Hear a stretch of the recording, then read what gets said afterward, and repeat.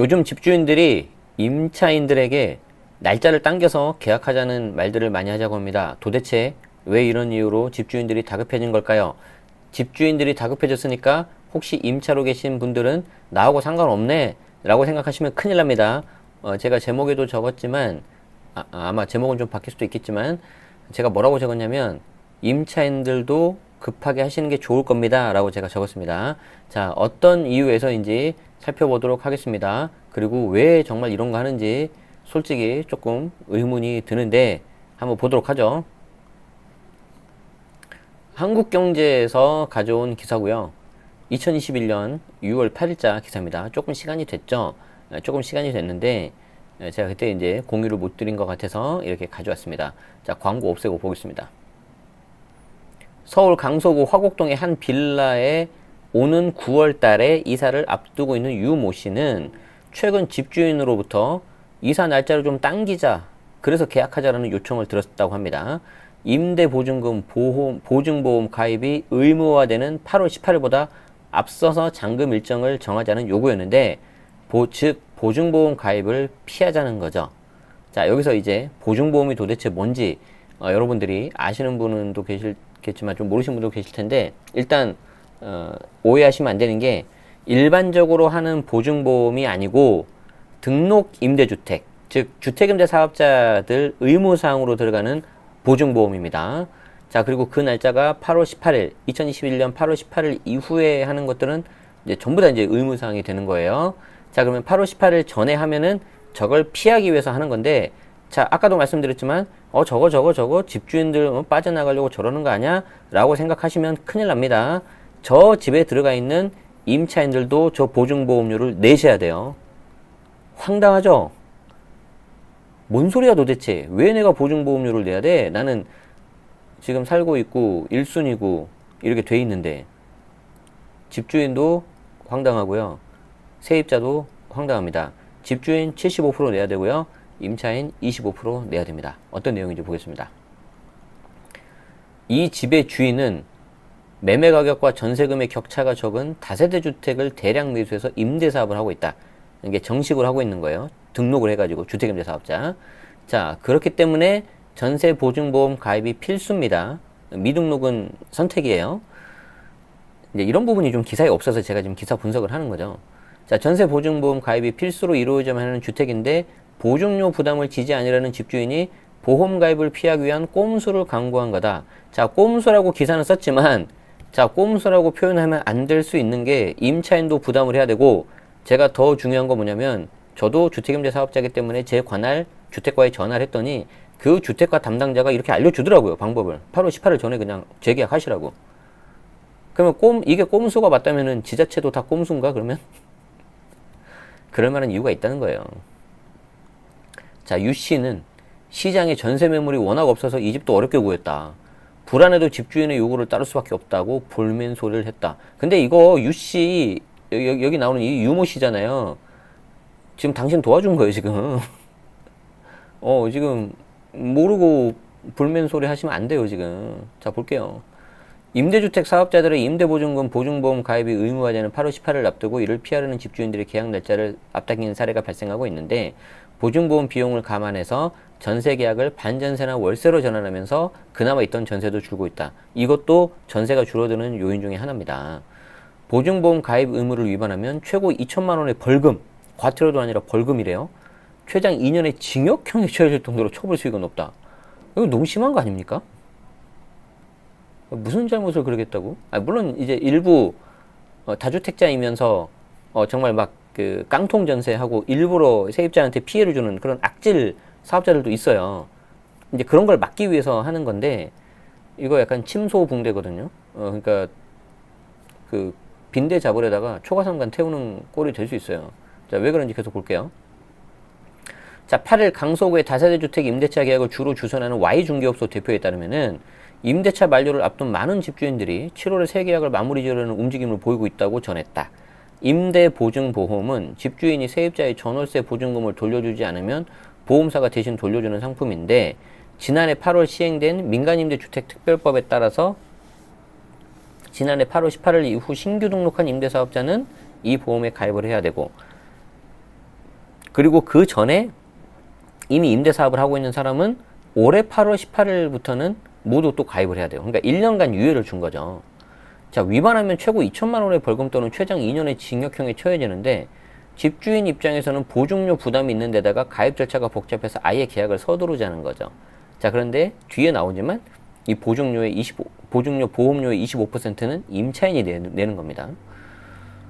자, 국회교통위원회 소속 소병훈 더불어민주당 의원에 따르면 단독, 다중, 다가구 주택의 보증료율 0.146%를 기준으로 보증금 금액별 보증료를 추산한 결과 보증금이 만약에 3억이다. 그러면 임차주택의 연 보증료는 43만 8천 원으로 집주인은 월 2만 7,375원, 세입자는 월 9,125원. 아, 이것도 왜 이렇게 물타기라는 거야. 자, 43만 8천 원이죠. 43만 8천 원이면 여기에 75%, 32만 8,500원을 이 집주인이 내야 되는 거예요. 이거를 보통 2년 계약 24개월 하니까 나누기 24 하니까 지금 나는 13,687원 나오는데 왜 여기는 27,375원이지? 75% 부담하는 거 아닌가요? 자, 어쨌든 43만 8천 원에 만약에 제가 틀렸다고 하고 월 27,375원 하면은 이거 이상한데? 계산이 이상한데? 어쨌든 이 43만 8천 원에서 75% 하면은 30 얼마. 자, 그리고 나머지 25% 하면은 10만 9,500원을 세입자가 내야 돼요. 죄송합니다. 연 보증료가 43만 8천 원.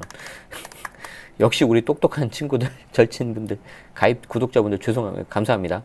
자, 그러면은 43만 8천 원이니까 2년 하면은 87만 6천 원.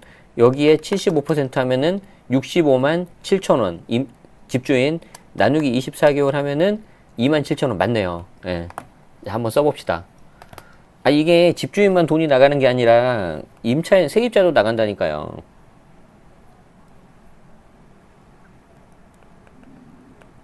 자, 보증금이 3억이 있어요. 그러면 여기에 보증료가 나오는데 43만 8천 원이거든요. 이게 지금 연 아닙니까? 연. 그럼 보통 2년 하잖아요. 그러면 이게 어떻게 됩니까? 43만 8천 원에 곱하기 2를 하니까 87만 6천 원이 나와요. 지금 이거를 줄이기 위해서 집주인이 열심히 뛰고 있는데 저 집주인 열심히 뛰는 거를 저 꼼수 그렇게 말하면 안 되는 게 이거의 75%는 집주인이 내는 거고요. 25%는 세입자가 내야 돼요. 그럼 87만 6천 원에 75% 하면은 65만 7천 원을 내야 되는 것이고 87만 6천 원에 25%라면은 21만 9천 원을 세입자가 내야 돼요. 지금 집주인은 욕할 게 아니에요. 지금 여러분들 21만 9천 원 지금 세이브 해주고 있습니다. 이분이 지금 이걸 아셔야 되는 거죠. 거듭 말씀드리지만 지금 이 보증보험은 임대주택으로 등록한 주택임대사업자만 하는 거예요. 내가 등록을 안 하는 사람, 지자체에 등록을 안 하신 분들은 해당 사항이 없습니다. 그런데 이제 그 중에서도 임차인이 좀 불안한 경우에는 따로 들기도 하죠. 집주인하고 좀 협의해가지고. 지금 이 말이 이렇게 나와 있어요. 보증금 3억이면 연 보증료가 43만 8천 원인데 그러면 집주인은 월 2만 7천 원, 세입자는 월 9,100원 부담해야 되는 거죠. 여기 나오죠. 보증료를 집주인과 세입자가 3대1로 나눠서 부담하도록 법이 규정하고 있는 것이다. 그러니까 이거를 임차인도 아셔야 된다는 거예요, 지금. 이 같은 임대보증금 보증보험은 주택도시보증공사 허그 또는 서울보증보험 SGI를 통해서 가입할 수 있는데 통상 허그가 조금 낮다고 제가 알고 있어요. 그리고 이제 지자체에서도 허그 쪽으로 연락해보세요라고 안내를 하더라고요. 그쪽이 좀 더 저렴하니까. 워낙 반발이 심할 거 아닙니까, 지금. 그래서 허그 같은 경우에는 전월세 보증금의 0.099에서 0.438%. 계약 기간이 길어지면 보험료 당연히 더 내야 되고, 그리고 임대사업자 신용등급이 낮을수록 그리고 부채 비율이 높을수록 보험료는 또 올라가요. 단독주택 보험료는 아파트의 1.3배다. 그만큼 좀 보장이 좀 힘드니까 그런 거겠죠. 야, 문제는 이거예요. 그래, 뭐 100번 양보해서 가입을 한다고 해요. 그럼 가입 절차를 위해서 준비해야 되는 것도 많아요. 필수 제출 서류만 해도 공시가격 출력물, 보증 채무 약정서, 양도각서 등 최소 10가지, 많게는 20종이 넘는 경우도 있다. 이마저도 누가 언제 어디에서 신청하에 따라서 요구 서류가 다르대요. 그러니까 누가 신청하느냐, 임대인, 언제, 어디에서 하느냐에 따라 막 다르대요. 가입 완료까지도 2개월 이상의 소요. 그래? 가입 완료까지도 왜 이렇게 오래 걸리지? 임대차 계약 신고를 못하다가 과태료까지 내야 되는 상황이 벌어질 수 있다. 이게 지금 어떻게 돼 있냐면 8월 18일 이후에 재계약을 하는 등록임대주택 계약사 같은 경우에는 이제 렌트홈에다가 이 보증보험 사본을 집어넣게 돼 있거든요. 근데 이게 2개월 이렇게 넘어가가지고 오래 늦게 나온 경우가 되면은 잘못하면은 과태료까지 내야 되는 상황이 벌어질 수도 있다는 거죠. 야, 이거 심각하다 진짜. 서울 길동의 다가구 주택 밀집 지역에 위치한 T공인 관계자는 지난해 임대보증보험에 가입한 임대사업자들 보면은 가입 절차가 워낙 길고 까다로워서 특히 연세가 많으신 집주인들 같은 경우에는 어려움을 겪는 경우가 많다. 이거 너무 힘들어요 진짜. 보증금이나 월세 규모가 크지 않은 주택들의 경우 보증료 부담 비중이 커진다는 점도 보험 가입을 꺼리게 하는 요인이다. 이제 더 문제는 이거예요. 전세 월세와 부추기고 있다. 자, 집주인은 물론 세입자의 불만도 크다. 나오죠. 이미 시장에서는 보증보험 가입 부담을 세입자에게 월세로 전가하려는 분위기도 나타나고 있어서다.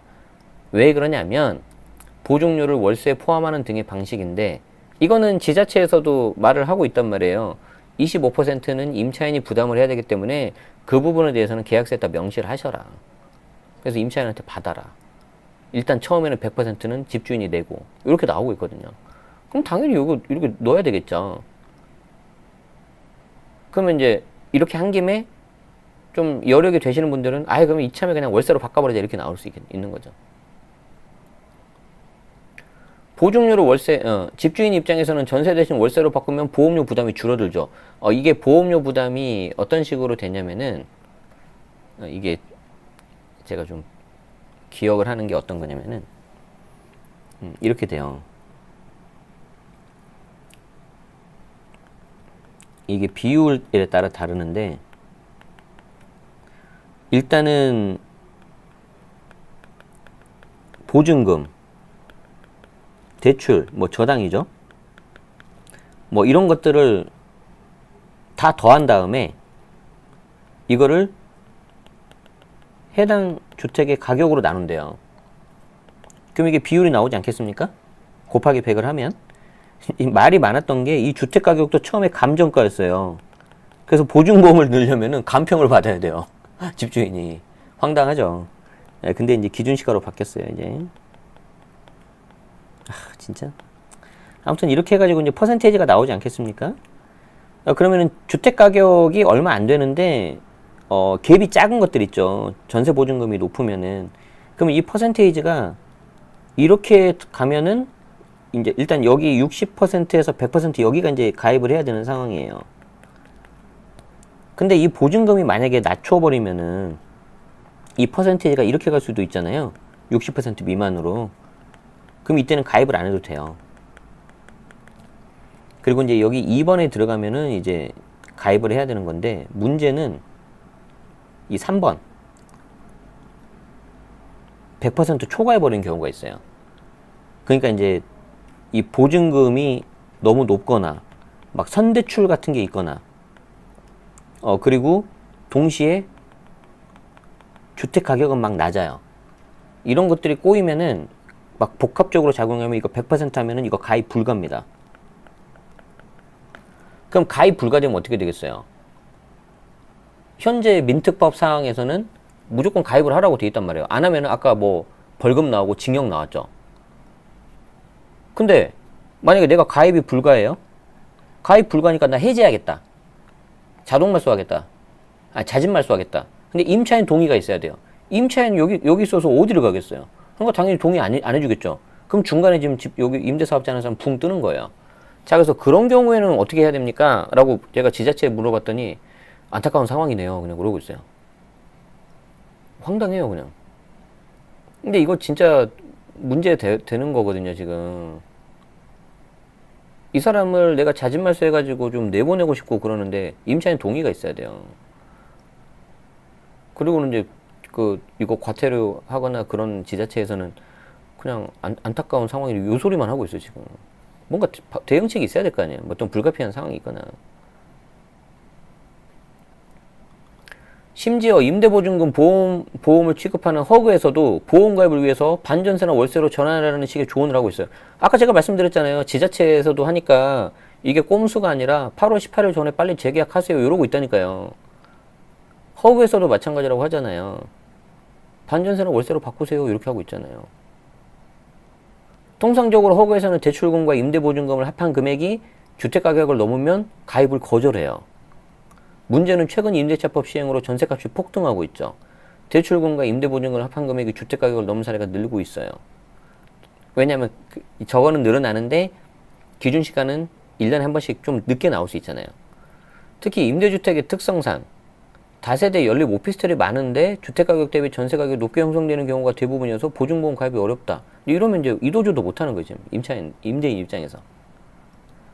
인천에서 빌라 여러 채를 전세 주고 있는 임대사업자 박모 씨는 대략 빌라의 보증금 1억 5천만 원에 전월세 주고 있는데 민특법상 주택가격은 1억이 안 돼서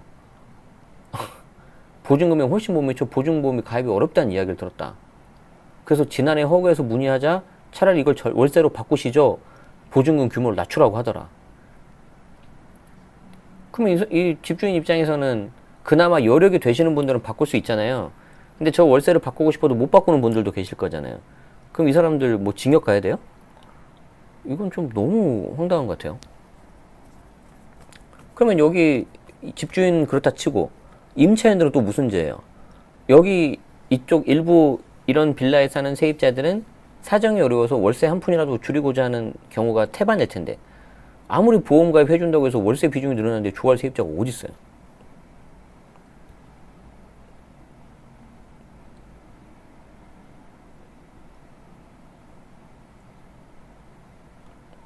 아휴, 황당하네요, 진짜.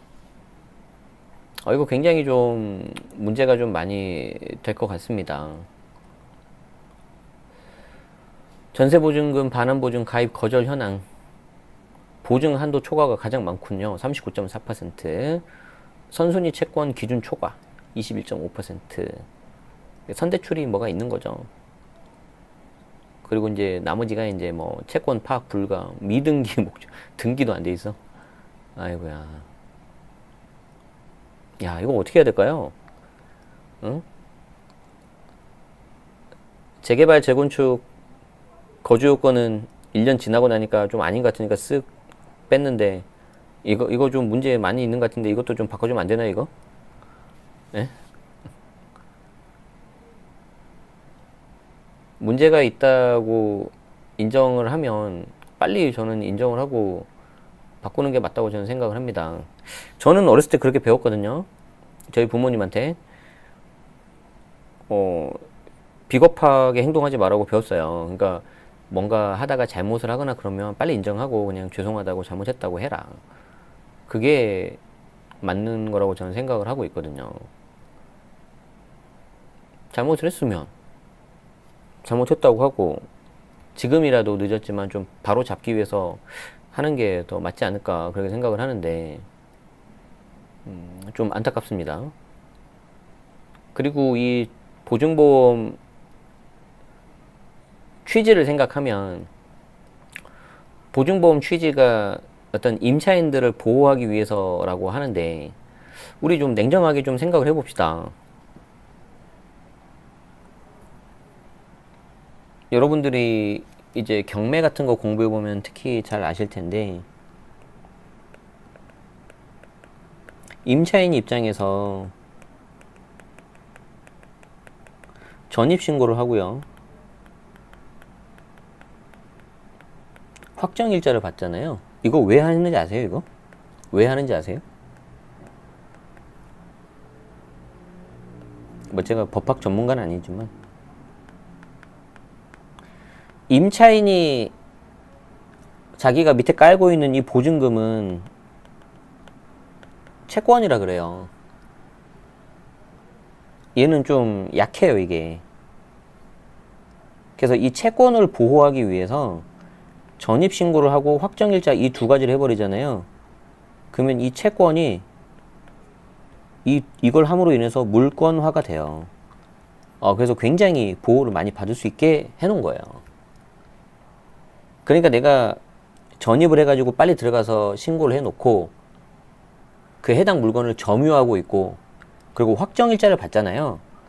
그러면은 웬만하면 내가 보호를 다 받을 수가 있어요.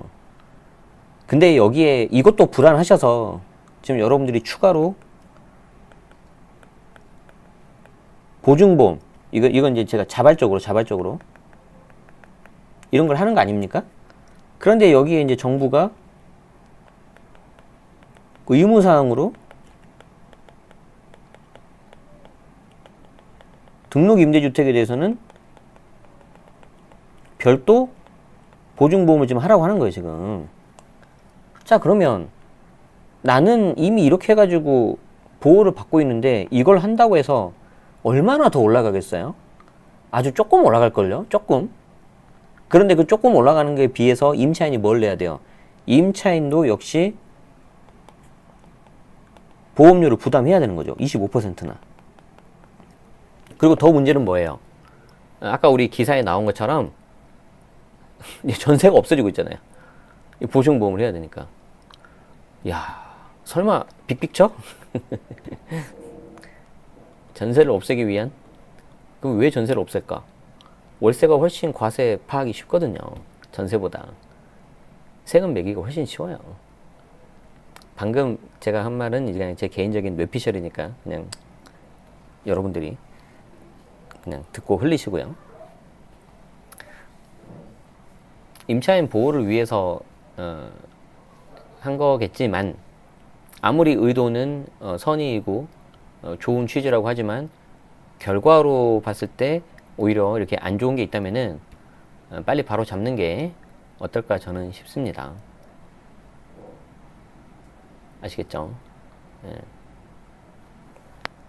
어쨌든 이렇게 되면은 앞으로 이제 시장이 어떻게 되겠습니까? 전세보다는 월세가 좀 더 많을 것 같고요. 그리고 이제 이로 인해서 순기능도 물론 있을 거예요. 어떤 나쁜 의도를 갖고 있는 주택임대 사업자는 퇴출될 겁니다. 그리고 이제 장기적으로 봤을 때, 아주 이상적으로 간다고 봤을 때 그런 나쁜 임대 사업자들은 이제 퇴출이 될 거고, 이걸 하면서도 내가 뭔가 수익을 남기겠다 하시는 임대 사업자 분들은 월세로 많이 받으실 거예요. 그리고 월세를 해가지고 뭔가 수익률 계산해봐가지고 보험료까지 했을 때 수익률을 남겨야 되기 때문에 월세가 이제 더 올라갈 겁니다. 그리고 여기에 살고 있는 임차인들은 5%만 올리니까 괜찮겠지만 저 월세를 계속 내면서 모든 자기의 그 소득이라든가 집주인의 어떤 과세 대상 그런 물건이 전부 다 투명해지게 나오는 그런 쪽으로 갈 거예요. 그럼 거기에 대해서 세금 매기는 건 되게 쉬워요. 그래서 궁극적으로 봤을 때는 훨씬 더 시장이 투명해지면서 우리 부동산 상대적으로 부동산에서 이제 주식으로 가는 것처럼 아주 투명해지면서 정부나 정부 입장에서는 컨트롤하기 쉬워지겠죠. 장기적으로는 그렇게 가는 게 맞긴 맞아요. 장기적으로는. 그런데 그 중에 나는 좀 전세로 남아있고 싶다, 이걸 가지고 내 집 마련하고 싶다 하시는 분들은 점점 그게 힘들어지겠죠. 그러면 최대한 월세 좀 덜 드는 데를 찾아가지고 불평 겪더라도 그거 밑에 까는 거 적게 하면서 대출 무조건 받으시든지 아니면 다른 방법을 해가지고 어떻게든 빨리 집을 사야 되겠죠. 그리고 이제 점점 시간이 지나면은 아주 이제 집을 사는 게 더 힘들어지게 될 겁니다. 아주 장기적으로 봤을 때는. 왜냐하면 우리가 벌고 있는 소득에서 가처분 소득이라고 하잖아요. 이것저것 다 떼고 근데 거기에 특히 사회 초년생들 같은 경우가 처음부터 월세 내고 시작해버리면은 힘들어요. 돈 모으기가. 처음에는 뭐가 됐든지 간에 시드 머니를 만들어야 되거든요. 근데 그 자체가 이제 더 많이 걸리고 힘들어질 수 있는 거죠. 굉장히 좀 씁쓸하네요. 당연히 제 개인적인 생각이니까 틀릴 수 있습니다. 아시겠죠? 틀리길 바랍니다. 근데 다른 시나리오가 있으시면은 좀 남겨주시면 한번 저도 봐보도록 하겠습니다. 왠지 저는 그렇게 될 것 같은데요. 자, 어쨌든 내가 임차로 있는데 갑자기 집주인이 다급해서 계약 빨리 하자 그러시면은 무조건 나쁘게만 보지 마시고, 이 사람이 자기도 살려고 하지만 나한테도 도움되는 게 있구나 하시면 되고요. 아니야, 나는 그냥 보험료 좀 내더라도 안전하게 난 가고 싶어, 그러시면 그냥 원래대로 하시면 됩니다. 임대인 입장에서는 등록 임대 사업자만 해당이 되기 때문에 이걸 보시면서 좀 대응을 하셔야 될 것 같고요. 자, 이걸 보면서 우리가 반면교사로 삼을 게 있죠. 혹시 내가 집을 가지고 있는데 임대 사업자 해볼까 하시는 분들은 하지 마세요. 제가 2019년 2월 전까지는 그래도 이제 이런 장점, 단점 해가지고 이렇게 좀 막 이렇게 사례별로 시뮬레이션 해드렸는데, 19년 2월부터는 제가 웬만하면 하지 마세요로 바뀌었고요. 작년 710 하고 나서부터는 지금은 완전히 그냥 하지 마세요라고 하고 있습니다. 아시겠죠? 3년이 안 돼서 지금 정책이 뒤집어졌는데 무슨 10년을 갑니까, 지금. 지금 등록하면 10년을 가야 되는데. 그렇기 때문에 하지 마십시오. 그리고 이미 등록하신 분들은 어떻게든 출고 전략 하셔야 되고요.